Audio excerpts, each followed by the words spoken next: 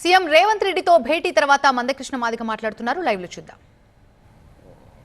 ఒక్కొక్క కులం ఎందులో రావాలనే విషయంలో విద్య, ఉద్యోగ, సంక్షేమ, రాజకీయ రంగాల్లో అత్యంత వెనుకబడ్డ కులాలను ఎందులో చేర్చాలి, మధ్యస్థ కులాలను ఎందులో చేర్చాలి, బాగా డెవలప్ అయిన కులాలను ఎందులో చేర్చాలనే విషయంలో కొంత లోటుపాట్లు జరిగినట్టుగా మేము ఒక వినతి పత్రం ఇవ్వడానికి కూడా ప్రయత్నం ఇచ్చాం. దాన్ని సరిచేసుకోవడం ద్వారా పర్సెంటేజ్ విషయంలోనూ ఏ గ్రూప్లో ఎవరిని కలపాలనే విషయంలోనూ కొన్ని విజ్ఞప్తులు మేము చేయడం జరిగింది. లిఖితపూర్వకంగా కూడా ఇవ్వడం కూడా జరిగింది. అదే సమయంలో ఇక్కడ మేము మొదటి నుంచి ఏబిసిడి వర్గీకరణ అనే డిమాండ్తో ముందుకు వచ్చేసాం. గతంలో ఉమ్మడి ఆంధ్రప్రదేశ్లో వర్గీకరణ జరిగినప్పుడు కూడా ఏబిసిడినే జరిగింది. బీసీలో ఏబిసిడి వర్గీకరణ ఉన్నది. ఇంకా మైనార్టీలను కలిపి దాన్ని కూడా చేసిన సందర్భాలు కూడా ఉన్నాయి.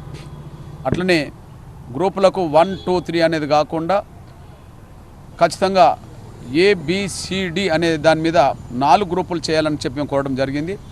దానికి ఒక విజ్ఞప్తి చేశాం.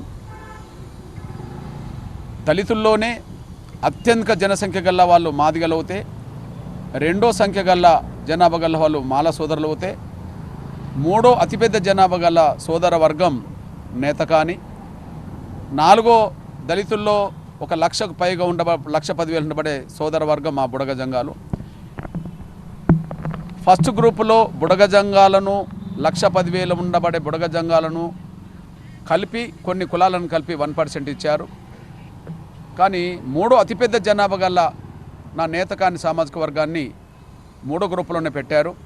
అంటే బిలో ఉండబడే 1,00,000 దాటిన కులాన్ని అంతకుముందు ఉమ్మడి ఆంధ్రప్రదేశ్లో ఏబిసిడి జరిగినప్పుడు బి గ్రూపులో ఉండబడే బుడగ జంగాలు కొన్ని కులాలను తీసుకెళ్ళి 1 గ్రూపు చేర్చినట్టుగానే, అట్లనే సి గ్రూపులో ఉండబడే మాలలతో పోటీపడలేని జనసంఖ్యలో 2వ స్థానంలో ఉండబడే మాలల దగ్గర టోటల్ రాష్ట్రంలో 3వ జనసంఖ్య గల నా నేతకాని వర్గాన్ని, ఒలియదాసరి, మహార్, ఇంకా కొన్ని దళిత కులాలను కూడా కలిపి ఒక ప్రత్యేక గ్రూపుగా కూడా ఏర్పాటు చేస్తే బాగుంటుందని చెప్పి మేము విజ్ఞప్తి చేయడం కూడా జరిగింది.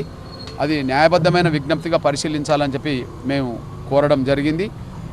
న్యాయబద్ధంగానే ఆయన సమస్య పరిష్కరిస్తాడని చెప్పి మేము ఆశిస్తున్నాం.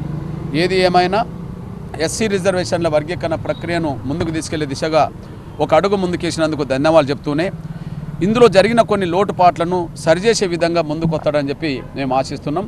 ఇప్పుడు ముఖ్యమంత్రి గారికి వినతిపత్రం ఇచ్చాం. ఆ వినతిపత్రాన్ని టోటల్ సారాంశాన్ని ప్రెస్కు, ఎలక్ట్రానిక్ మీడియా కూడా మేము వెంటనే అందుబాటులో పెడతాం. మేము ఏమేమి మాట్లాడినాం, ఏ చిన్న లోపాలు ఉన్నాయనే విషయం చెప్పడం కూడా లిఖితపూర్వకంగానే అందిస్తాం. ఇప్పుడు గౌరవ సబ్ కమిటీ, మంత్రివర్గ ఉపసంఘానికి సంబంధించిన సబ్ కమిటీ చైర్మన్ సోదరులు ఉత్తమ్ కుమార్ రెడ్డి గారి దృష్టికి కూడా వర్గీకరణకు ముందుకెళ్తున్నందుకు మేము అభినందించడానికి వెళుతున్నాం. కానీ చిన్న లోపాలు ఏవైతున్నాయో అది పర్సెంటేజ్ను, కులాలను ఎక్కడెక్కడ చేర్చాలనే విషయంలోనూ, 3 గ్రూపులు కాకుండా 4 గ్రూపులు చేయాలనే విషయంలోనూ సబ్ కమిటీ చైర్మన్ కూడా వినతి పత్రం ఇవ్వబోతున్నాం.